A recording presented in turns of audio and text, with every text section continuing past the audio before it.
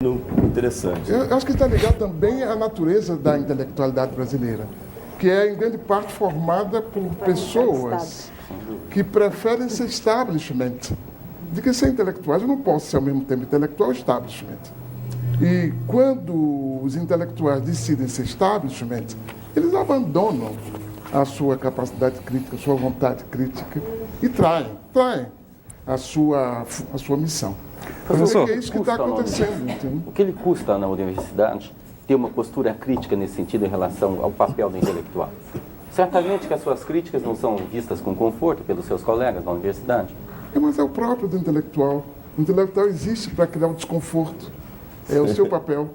E ele tem que ser forte bastante sozinho para continuar exercendo esse papel. De tal maneira que o que outros pensem, como eu disse há pouco, me é indiferente.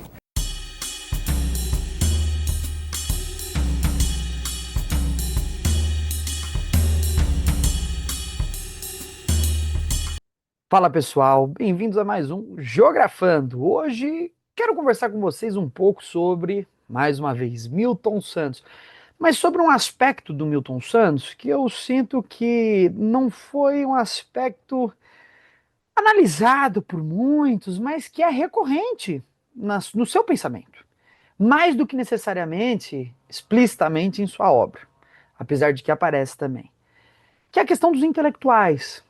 O Milton Santos ele tem uma perspectiva muito interessante sobre o que é ser intelectual, sobre o que é intelectualidade, que ficou muito famoso através dos seus debates, que foram gravados, ou talvez por vezes, em alguns trechos de seu pensamento, em alguns textos.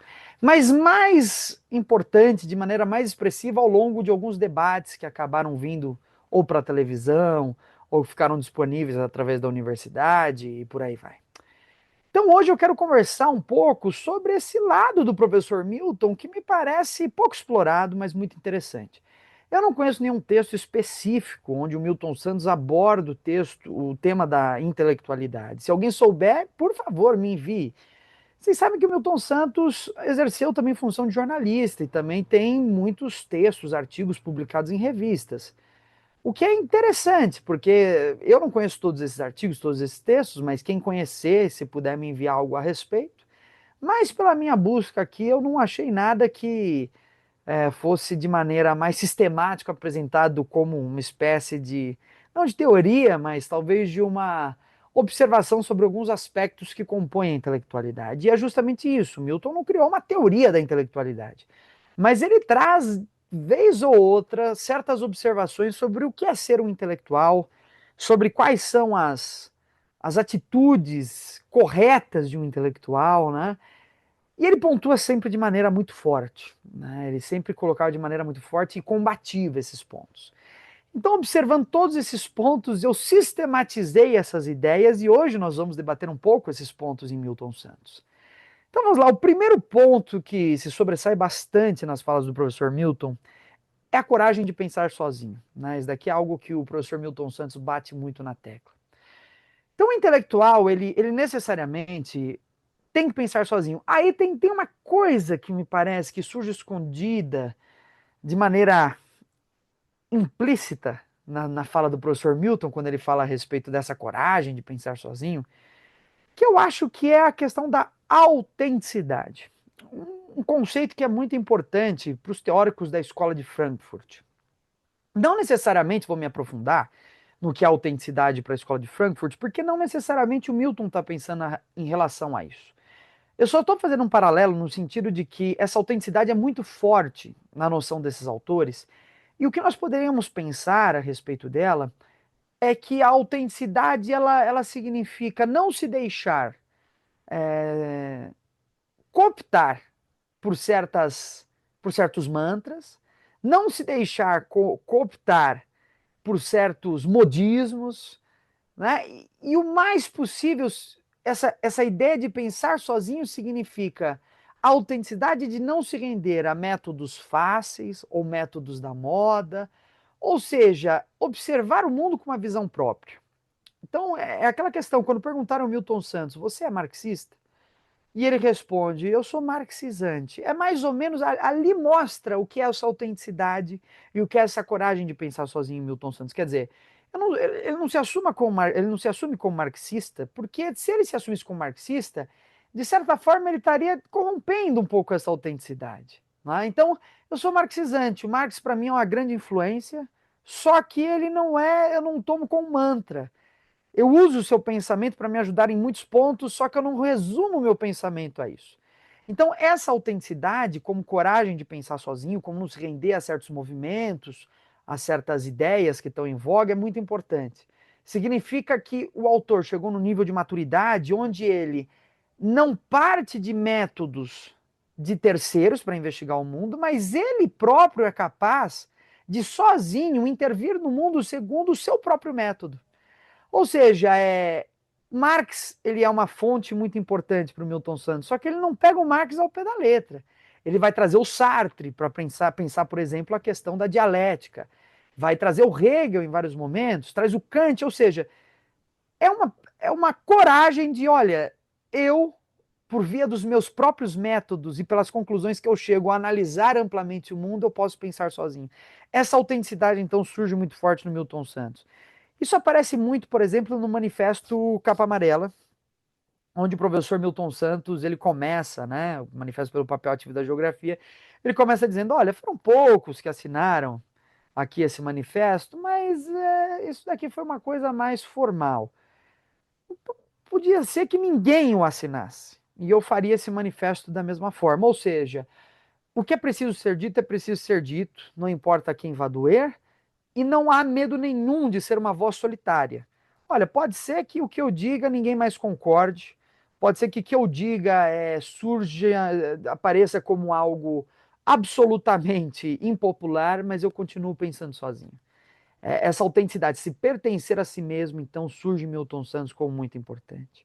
Segundo ponto, o intelectual existe para causar desconforto. E isso daqui é um ponto sensacional no Milton, né? Quer dizer, não é só uma questão de pensar, mas também é uma questão de botar o dedo na ferida. Então, é muito importante para o intelectual que ele coloque esses dedos na ferida, que ele cause desconforto. E aí vem essa fala do Milton, né? O intelectual não pode ser establishment. Quer dizer, o intelectual ele não pode ser aquele que está do lado do poder.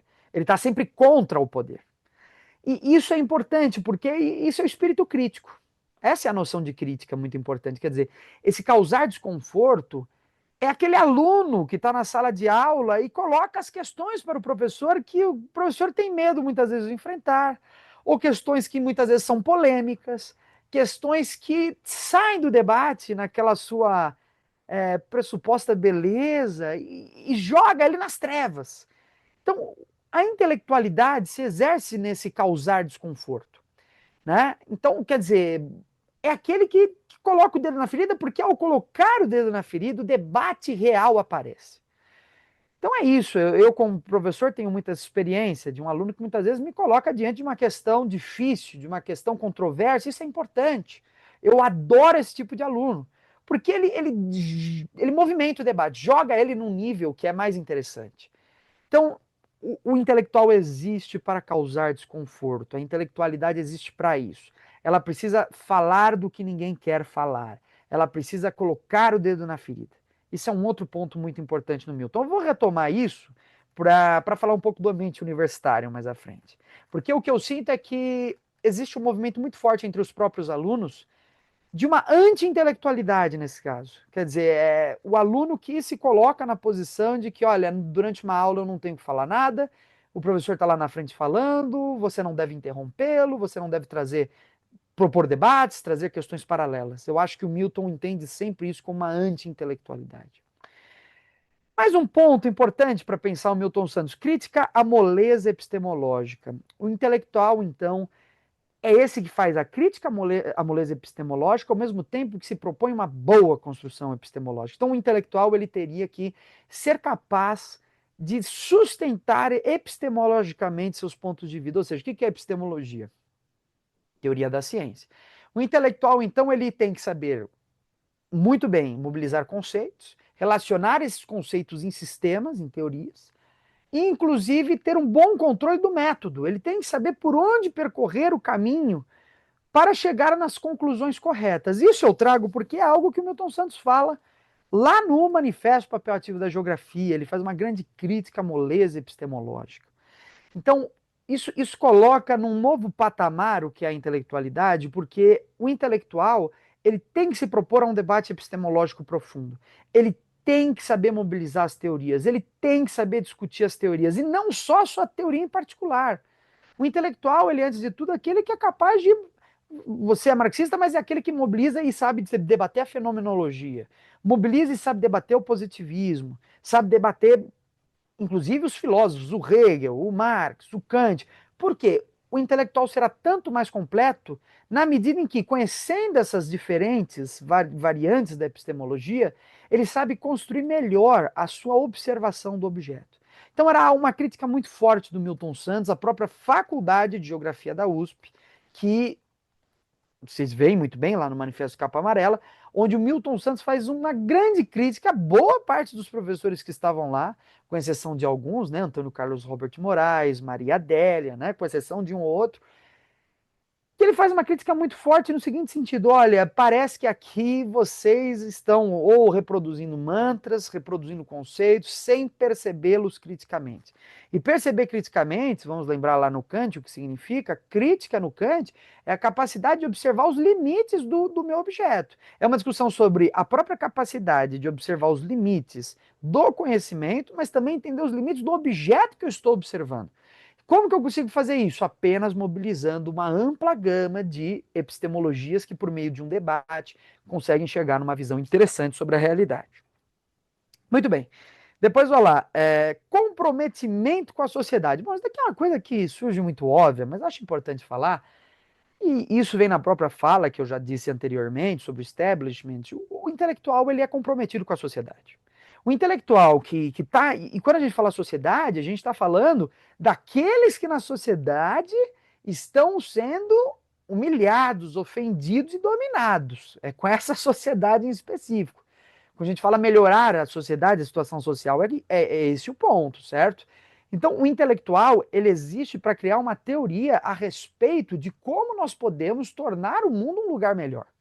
Né? Não de maneira romântica, mas de qual o geógrafo, ele é aquela pessoa que tem a base material dessa intervenção, mais do que qualquer outro nas ciências humanas. Ele trabalha com dado material, com os gráficos, com os números, com a materialidade, com a cidade, e também no nível abstrato, superior da discussão filosófica.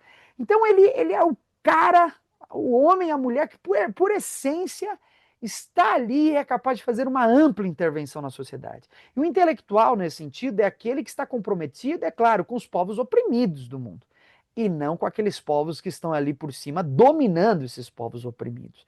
Então, é um outro ponto muito importante no Milton, acho que isso fica muito claro na leitura da sua obra, não tem escapatória. O intelectual, portanto, que está a serviço das grandes empresas, do grande capital, do Estado, no sentido de que o Estado age contra a sua população, e não para melhorar a situação social, esse intelectual, ele não é intelectual de fato. Ele é um traidor. São os traidores, como Milton deixa claro. Bom, mais um ponto para a gente finalizar sobre o que seria o intelectual para o Milton Santos é o não envolvimento com partidos políticos. Isso, mais uma vez, eu trago uma grande referência à Escola de Frankfurt, porque os teóricos da Escola de Frankfurt também, de alguma maneira, tinham um pouco essa perspectiva, né, de que o não envolvimento com partidos políticos era uma necessidade, né? Quer dizer, se envolver com um partido político, isso daí pode gerar uma boa confusão, né? Um debate muito amplo, né?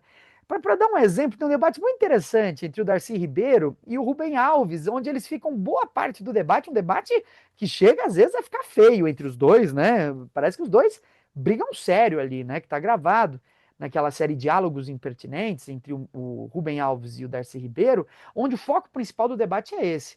O verdadeiro intelectual faz parte ou não dos partidos políticos? Parece que pela plateia, a plateia deu muito mais voz e favoreceu o Darcy, que defendia que o intelectual deveria fazer parte dos partidos políticos e por meio da ação política, transformar a sociedade. Mas eu acho que o Rubem Alves traz pontos importantes ali. Eu não colocaria quem venceu ou quem perdeu, eu colocaria os dois no mesmo nível de um debate que, por meio de um diálogo, de uma dialética, pode chegar em algum nível de compreensão. É uma questão muito complicada esse debate. Eu digo que eu mesmo fico balançado se eu concordo ou não com o Milton Santos nesse ponto. Mas fato é que o Milton não se envolvia com partidos políticos. E justamente porque ele buscava essa autenticidade. Olha, eu entrar num partido político, eu tenho que seguir essas diretrizes e eu prefiro não entrar, eu prefiro ficar do lado de fora, de certa forma, fazendo as críticas e não me comprometendo com nenhum partido, não me comprometendo com nenhuma ação política direta nesses partidos. Meu ponto de vista é que os dois casos são muito importantes. Eu acho que a gente precisa de intelectuais que estejam no interior dos partidos, porque a prática sem teoria é um problema, que deem sentido teórico às ações, e precisamos também do intelectual que está do lado de fora e que, ao não estar comprometido com os partidos, possa bater nesses partidos com mais força e assim mobilizar um debate mais amplo. Eu acho que um não exclui o outro. Os dois deveriam agir em conjunto. No caso do Milton Santos, ele preferia ficar do lado de fora, né? Mas eu diria que não é um problema estar dentro de um partido político. Apesar de que o Milton Santos muitas vezes via isso como algo problemático, assim como os autores da Escola de Frankfurt. Então, até aqui eu discuti um pouco o que é um intelectual para o Milton Santos. Que é assim, se a gente observar a sua obra, são esses os pontos que eu encontro para definir o que é esse intelectual, a sua visão sobre uma intelectualidade. Agora, eu queria debater um pouco, porque esse vídeo foi despertado a partir, né, de uma experiência com a universidade, onde eu vi muitos alunos que, apesar de todas essas falas do Milton Santos, eu vi muitos alunos na faculdade de Geografia que agem num sentido contrário, e que eu acho muito problemático. Então, eu queria pontuar algumas questões aqui também. Então, quando surge o espírito anti-intelectual na universidade, que tem cúmplices entre os alunos, inclusive entre os professores. Então, primeiro ponto, eu acho muito problemático quando os alunos fazem aquela crítica aos outros alunos, chamando-os de palestrinhas. Eu acho problemático. Porque essa fala de palestrinha eu até entendo que em alguns momentos alguns alunos perdem a mão na hora de fazer o comentário. Mas eu não acho problemático a fala, mesmo dos alunos que perdem a mão, eu não acho problemático, porque eu acho assim, uma aula não dialogada é uma aula muito problemática. Ou existe um diálogo entre professor e alunos durante a aula, ou ela não se realiza. Porque a aula não é transferência de conhecimento. Eu, como professor do ensino fundamental e ensino médio, eu convido sempre meus alunos a participarem das aulas.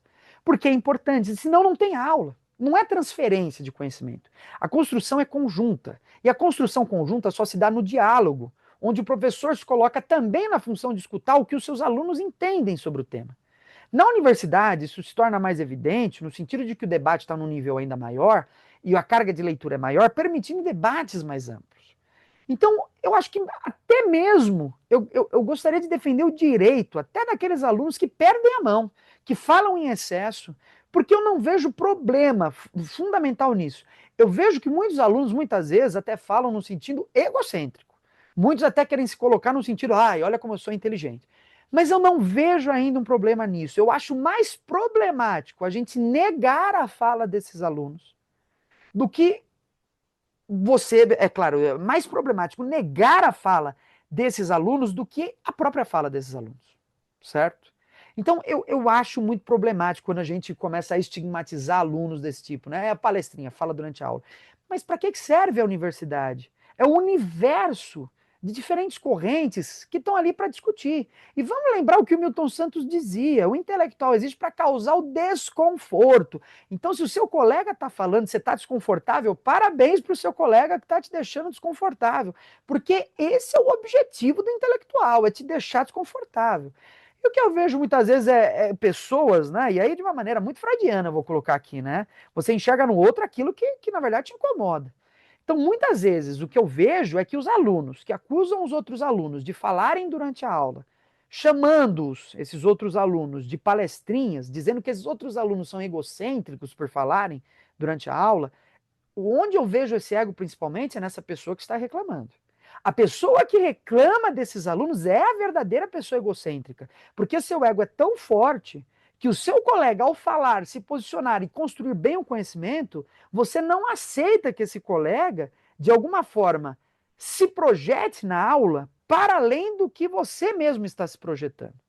Então eu vejo uma situação onde, pô, a pessoa se sente intimidada pelo colega, pela coragem do colega falar, pela coragem do colega colocar o dedo na ferida, e o seu ego fica ofendido e você quer atingir o seu colega. Como você atinge? Da maneira mais medíocre possível, falando pelas costas, né, estigmatizando como palestrinha.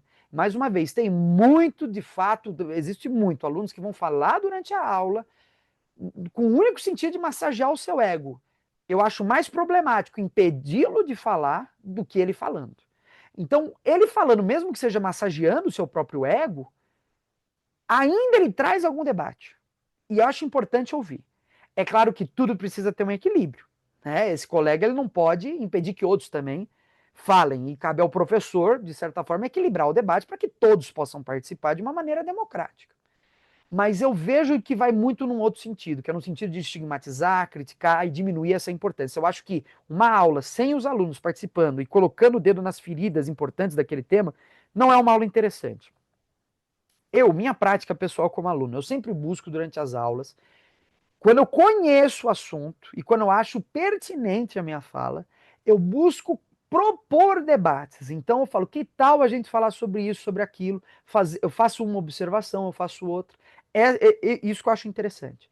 Mas mesmo os alunos que querem ali massagear e trazer mais uma vez, sei lá, um conteúdo mais aprofundado sobre o tema, não acho problemático.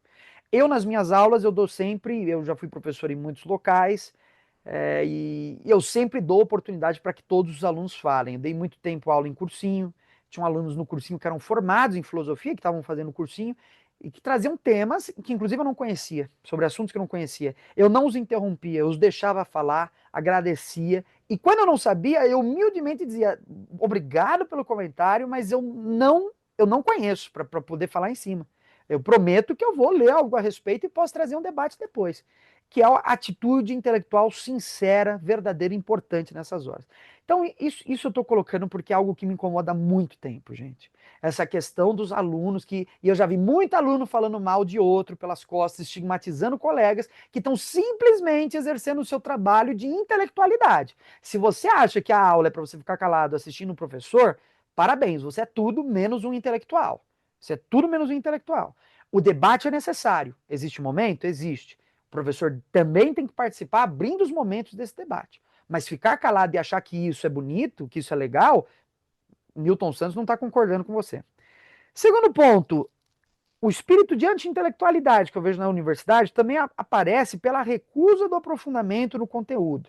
O fazer o mínimo para passar nas matérias. Não foi poucas vezes que alunos que estavam fazendo um trabalho e eu me reuni com esses alunos, não foram poucas vezes que esses alunos quiseram simplesmente fazer o mínimo, trabalhar o óbvio e o banal. Eu entendo muito bem que as pessoas têm suas obrigações. Eu acho que a medida do nosso esforço é a medida do possível sempre.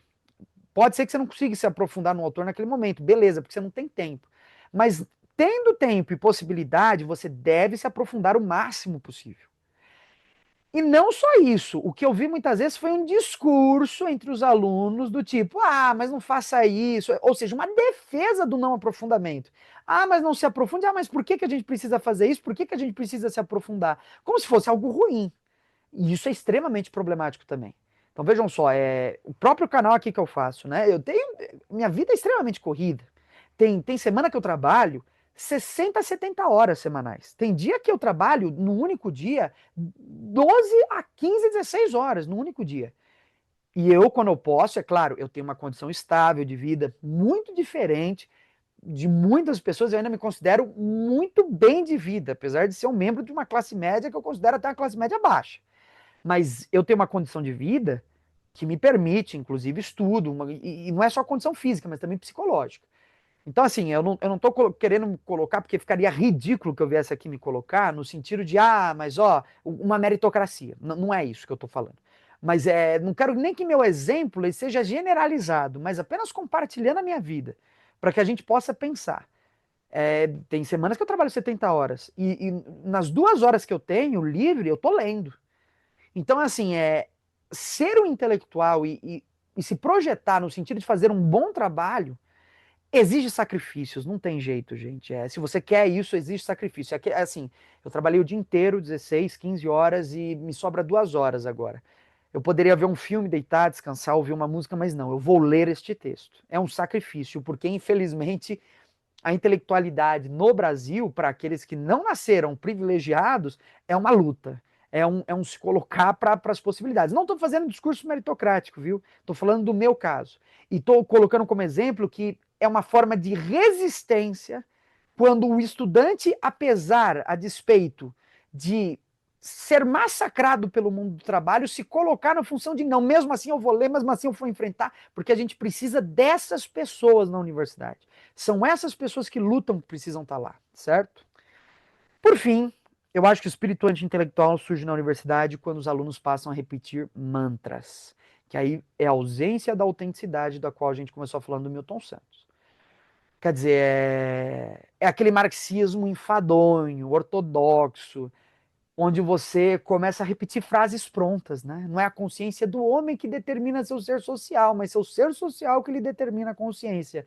Lá da ideologia alemã. Você não sabe nem de onde isso veio, você não sabe nem como isso se concatena com o debate com Hegel, e fica repetindo. E, inclusive, acaba gerando uma certa intransigência com opiniões diferentes. Eu acho que a universidade é espaço de todas as opiniões. A gente tem que propor os debates. E o marxismo não pode se assumir como vertente única. Ó, eu estou aqui com o Marx e o Engels na minha camiseta. Eu sou marxista, ou como diria Milton Santos, marxizante. Mas tomar isso a partir de uma ortodoxia faz com que você veja o mundo assim. A gente precisa abrir o nosso leque de possibilidades, ler todos os autores, e a minha questão não é só a questão da pluralidade da leitura, é a questão daqueles alunos que se propõem, por exemplo, marxistas e não fazem o trabalho de ler o Marx. E aí pensa que ser marxista é ficar repetindo mantras.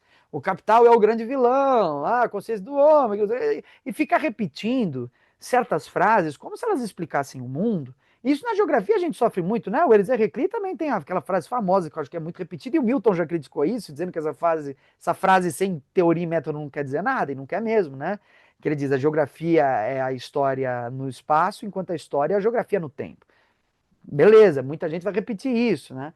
O que isso quer dizer? Então, assim, a gente fica muitas vezes, esses alunos que são os reprodutores dos mantras, são aqueles que se satisfazem em enunciar o problema, mas não resolver o problema. Isso é fala do Milton Santos, certo? No Manifesto do Papel Ativo da Geografia. Então, eu acho problemático. Nesse ponto, tanto o aluno que não se aprofunda naquilo que se propõe fazer, quanto aquele aluno que é mente fechada e não pode ler ou fazer outras leituras e mesmo incorporar essas leituras no seu leque de interpretação do mundo. Porque o pensamento crítico não é o pensamento que se reduz a si mesmo. Ele é aberto, ele é ensaístico por essência. Ele se apropria de tudo. Você pegar a teoria crítica da escola de Frankfurt, é o Schopenhauer, vai vir como importante, o Nietzsche. Você pega o Henri Lefebvre, ele tem um livro sobre o Nietzsche, ele traz o Nietzsche para discutir o marxismo. O Freud, né, a psicanálise cada vez mais no interior da teoria crítica. Então, fechar a mente para ver só um lado da história, eu acho que é algo que muitos alunos tomam, até alguns professores, e eu acho muito problemático. Bom, pessoal, esse vídeo desabafo foi para falar um pouco sobre essa questão da intelectualidade, que eu acho central no pensamento do Milton Santos e para que a gente possa discutir a universidade. Deixe aí suas impressões, seus comentários, suas ideias, suas críticas, que isso gera mais debates. Botem o dedo na ferida, como dizia o Milton Santos, e até uma próxima.